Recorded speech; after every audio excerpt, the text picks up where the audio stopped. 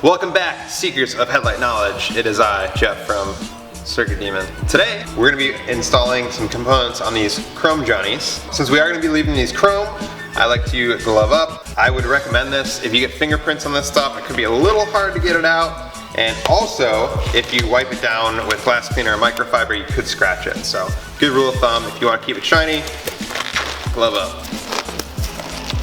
Quite the process. Sweaty hands. Must be nervous. The first time. So today we're going to be installing two components. We're going to have the Diode Dynamics C-lights for the 2015 and newer WRX STI base premium, and then we also have these clear markers that are on our website as well. So these will replace the amber or orange reflector in the side. So first things first, what I always like to do is lay out what I got just to see how I have to kind of put it together. And then I will go ahead and show you guys how to do it. So first off, we have these Diode Dynamics C-lights. I love this product. It's super clean, super easy to install. Comes with this little thing right here. Check that out. Boom. They show you how to do it, but I'm gonna show you how to do it one better.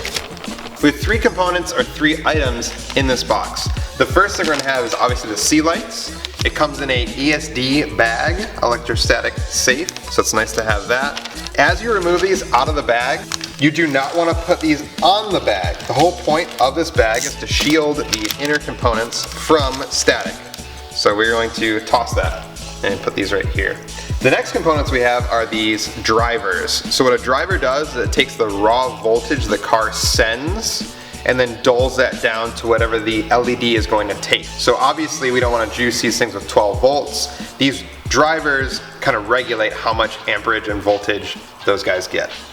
And then the third thing is that we're going to have these input plugs. So these plugs are what actually take the power from the stock sources, from the car, and then send them the drivers, which in turn power the C-light. So we're going to go ahead and put the drivers and input plugs to the side for now, and we're going to work on installing the C-lights. So we're going to go ahead and just pop these apart. And we're going to start with the passenger side headlight, which we have open right now. So the other C-light we're going to put to the side. I would not recommend doing this on carpet or anything that could have static. These are coated and they don't really have much like circuit board showing, but it's always good to keep a static safe environment. So these C-lights are going to mount underneath the clear diffuser. So we're going to have to take the diffuser off, install these, and put the diffuser back on. So how we're going to do that is flip this bad boy over, and we're going to see there's two expanding clips in the corner. We have one on the bottom, and then we have this little middle tab, and then the far one over here. So what I like to do is start with the far ones. So we're gonna start with the bottom one. All you have to do is just kind of push it to the side of the tab and push out. And that's gonna release them. This center one is a little tricky. There's not like a ton of room for it to go over. So what I typically like to do is just start to pull the corner of that out. You can see that middle one has released. Same with this bottom one here. Once we get to that point, we're gonna flip it back over and use some pliers just to push those expanding clips together. And push it just a little bit. So at this point, I wanna go back to the front and just kind of wiggle this loose. Cool. And that's that. So while we're at it, I'm also going to remove this amber marker. If you flip this over once again, you'll see there's three tabs that hold it in place. We're going to go for the lone tab on the side and just push it in, and it should pop out just like that. If you have trouble pushing it through, that's what I recommend using the flathead screwdriver just as a harder tool to push that through, but it should kind of go flying off like it did. There we go. So the C-light, what I recommend doing is if you look down the side of the headlight, you can kind of see that the C-light is supposed to kind of contour with the shape of the headlight. And when they come out of the box, they're not quite that shape. So what I'd like to do is very gently just kind of bend these around just a little bit. You don't have to go too crazy, but it's gonna help these fit into the headlight a little bit more. So you can see it just has a little bit more of that curvature just to help us get it to fit right. From here, I really recommend pushing this heat wrap up a little bit further. What we don't want to see are these wires through that clear diffuser. So what I like to do is just go to the very end of the C-light. If you pinch this heat wrap a little bit and almost roll it in your fingers, it'll loosen up a bit. We're gonna push that up and then do the same thing up here, and then we're gonna just go ahead and push this straight up to the board. Cool. So that's about right. And that way we won't see all those wires through that clear diffuser. We're gonna go ahead and put this plug right through the factory bulb hole for the C-light and string it through. So what we wanna do is get the C-light to sit in there without us having to hold it in place. So what I had to do just now was kind of push this wire a little bit over, but that allowed this to sit right where I want it to there. So the reason that we put it real close to the inside here and not over to the side a bit more is because if you look at the clear diffuser, there's that kind of more transparent area which is closest to the inside of the headlight. We want that C-light to sit right there. If you want, you can use either fishing line like through the holes to hold this C-light down, or like double-sided tape, or maybe even adhesive. We find that you don't really need that, especially when it is lined up in this inner area. This diffuser holds it down just fine. So what we're gonna do is just go ahead and push the diffuser back the same angle as these clips that hold it in. So we don't wanna come like this angle, we wanna go right from the front and then kind of angle backwards. So we're gonna make sure that all these clips are lined up. We're just gonna push them in a little bit. So what I'm gonna do at this point, I'm gonna apply pressure to this part with my thumb, and then I'm gonna apply pressure down here and up top with my other hand.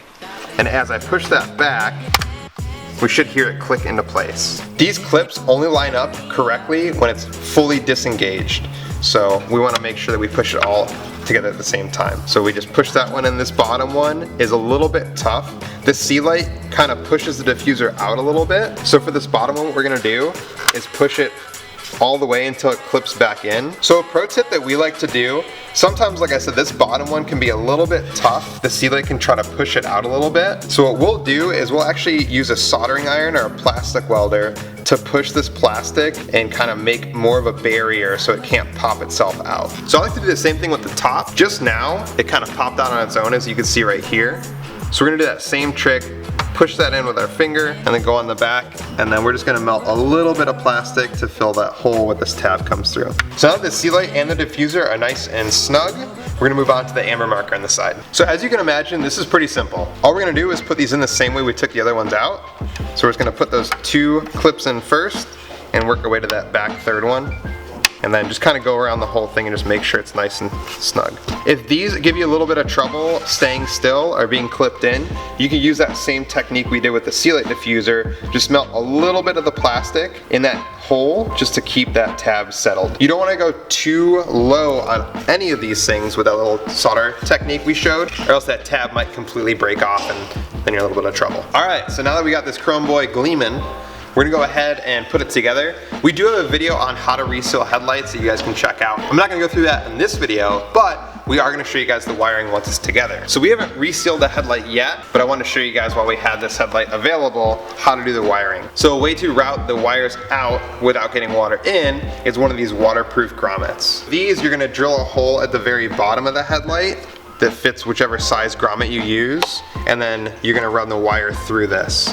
So we have the rubber type, which would allow the wires to come out. We also have this, which kind of closes in as you twist it, just to keep those wires snug. If you only have the C-light, another way to do it without drilling a hole or having a wire grommet like that would be just to run it through this low beam rubber seal. So for that, what you can do is just pry this off a little bit, and then we're gonna take the diode wire, which appeared magically, and just route it right under the low beam bulb socket.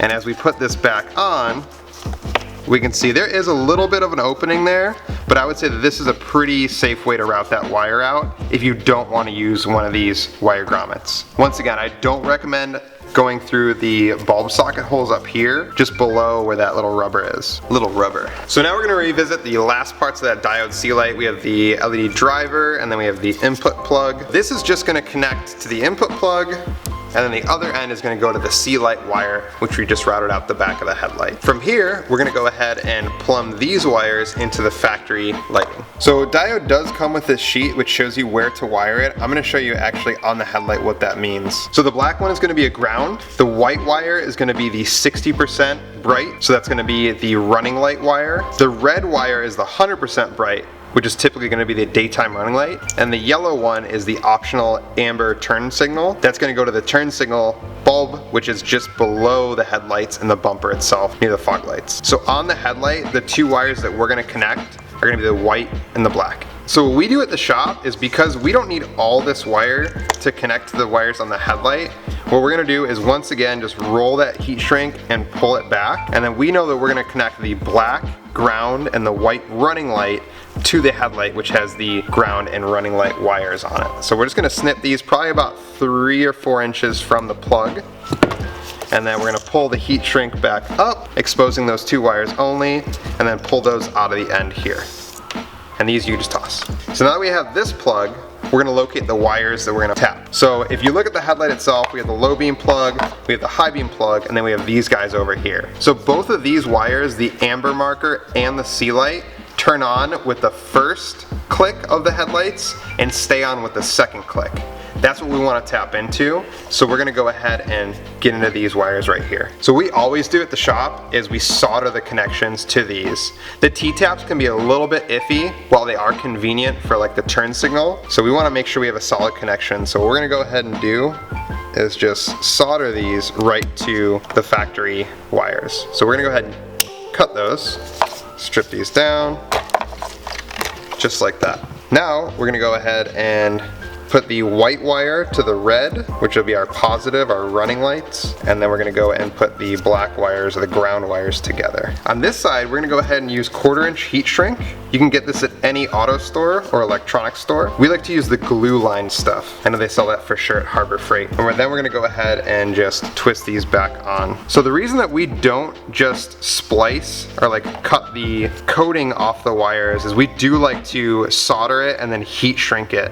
Electric tape's fine, but the heat shrink is a really great way to keep any corrosion out. We're gonna go ahead and solder them just so it's securely together, and then go ahead and put the heat shrink over the top. Heat this up and we'll be looking real nice. Cool, so now that we have these wires soldered and heat shrink, we're gonna go ahead and just pull this plastic coating back down just like that. We're gonna line it back up here, and then from there we can go ahead and plug our Diode Dynamics driver back in. With this, we also like to use dielectric grease and heat shrink just to make sure there's no corrosion, and then plug it into the C-light. And from there, you should be good to go. So like I said, we do have a video on how to reseal the headlights up as well, so make sure to check that out. Also, if you are looking for components like you saw today, like the diode C-light, the amber marker, or any other things, we do have those on our website, circuitdemon.com. You can use the code DIY for a discount. So thanks again, and we'll see you guys soon.